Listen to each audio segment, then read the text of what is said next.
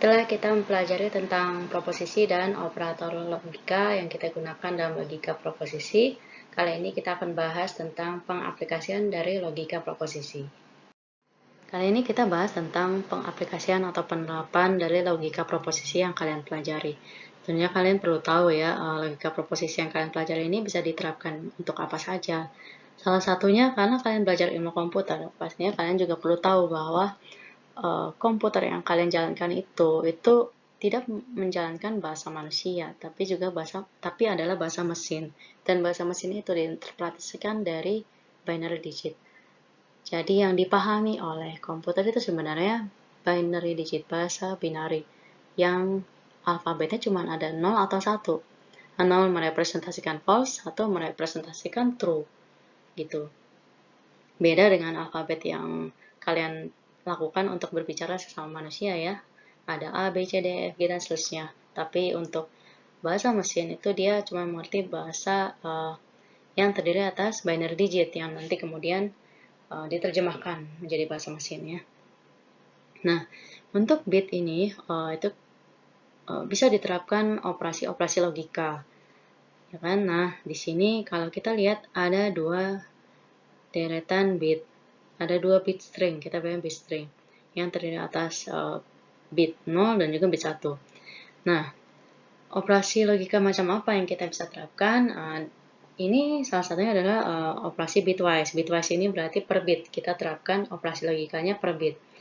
Untuk bitwise OR di sini, kita terapkan berarti bit 0 dan bit 1, kita terapkan OR, hasilnya jadi true, 1. Lalu 1 dan 0, juga hasilnya jadi 1.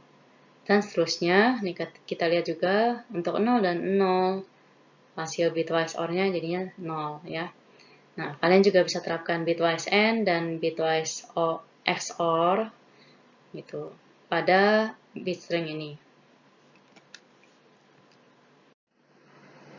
Lalu aplikasi lain apa dari logika proposisi yang bisa kita gunakan? Yang lainnya yaitu mentranslasikan bahasa manusia ke kalimat logika proposisi atau FLP. Nah, biasanya digunakan untuk apa? Biasanya kita mau mengecek konsistensi dari bahasa manusia tersebut, dari kalimat tersebut. Nah, namun sebelumnya kita harus bisa dulu mentranslasikan dari bahasa manusia ke FLP. Langkah-langkahnya apa? Di sini kita harus identifikasi dulu mana yang bisa menjadi proposisi. Setelah kita tahu mana saja proposisi dalam kalimat bahasa manusia itu, kita representasikan dalam bentuk variabel proposisi. A, B, C, atau P, Q, R, dan selanjutnya. Tergantung banyaknya proposisi yang kalian tentukan. Selanjutnya, jika ada operasi logika di dalamnya ada atau, jika, dan, tapi, dan lain-lain, itu kita juga gunakan operator logika yang sesuai. Contoh di sini, jika saya pergi ke taman atau ke lapangan kasti, saya tidak bisa tidur. Di sini keywordnya kita sudah temukan ya, ada jika, ada atau. Nah, di sini juga ada tidak. Nah, jadi kita bisa lihat bahwa di sini ada saya pergi ke taman menjadi satu proposisi. Lalu di sini ini kan hanya ke lapangan kasti. Sebenarnya ini ada reduksi ya, ada reduksi kalimat. Sebenarnya kan ini juga saya pergi ke lapangan kasti. Jadi ini juga menjadi satu proposisi. Lalu proposisi lainnya saya bisa tidur. Nah, di sini tidaknya adalah negasi. Karena itu di sini kalimatnya P or Q imply negasi R. P or Q-nya saya pergi ke taman atau ke lapangan kasti. Dan negasi R-nya saya tidak bisa tidur.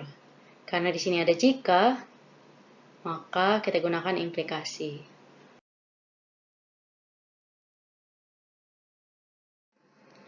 Lalu aplikasi logika proposisi lain apa yang bisa kita gunakan? Yang ada kaitannya dengan ilmu komputer seperti yang kalian pelajari adalah mengenai spesifikasi sistem.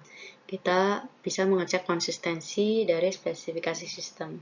Sebagai contoh, misalnya suatu saat kalian menjadi sistem atau software engineers, kalian mendapatkan beberapa requirement dari klien kalian untuk membuat suatu sistem.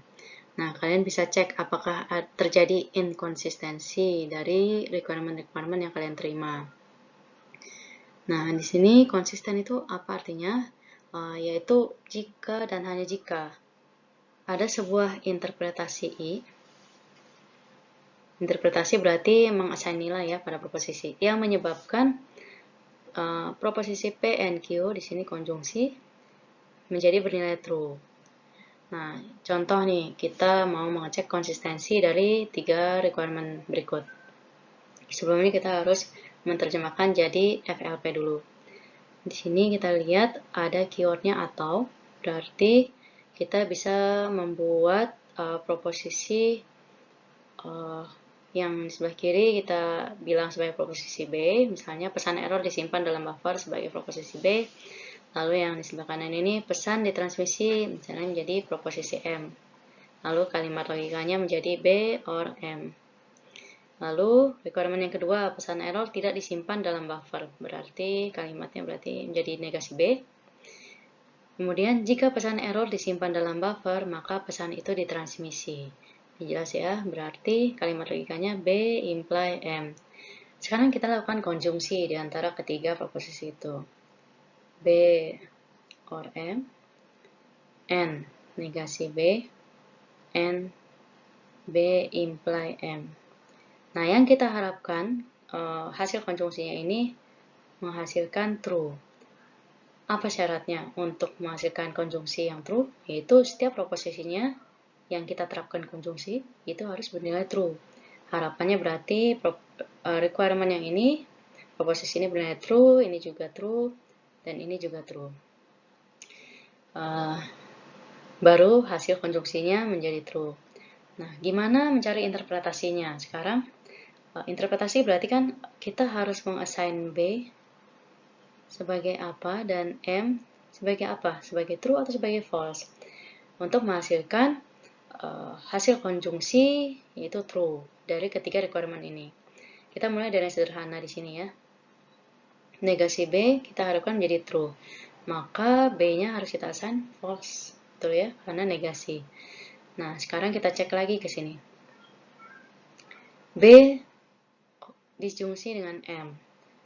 Kalau kita mengharapkan hasil disjungsinya adalah true, sedangkan kita tahu bahwa interpretasi dari B ini kita gunakan F, false, maka M-nya harus kita assign true.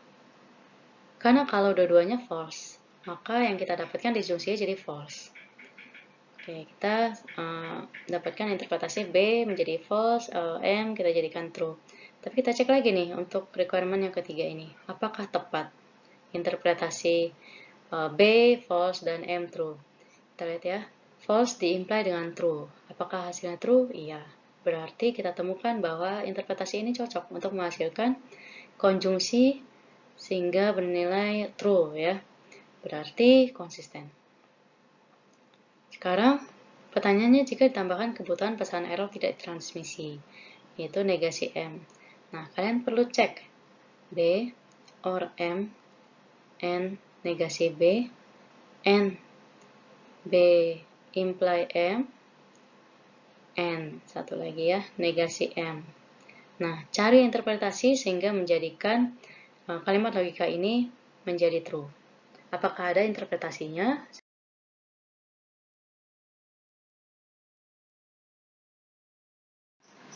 Setelah kita belajar tentang aplikasi dari logika proposisi, kita juga akan mempelajari bagaimana mengecek ekivalensi pada logika proposisi, serta sebelum itu kita akan mempelajari beberapa kategori dari proposisi majemuk, ada tautologi, kontingensi, dan kontradiksi pada pembahasan selanjutnya. Selamat belajar.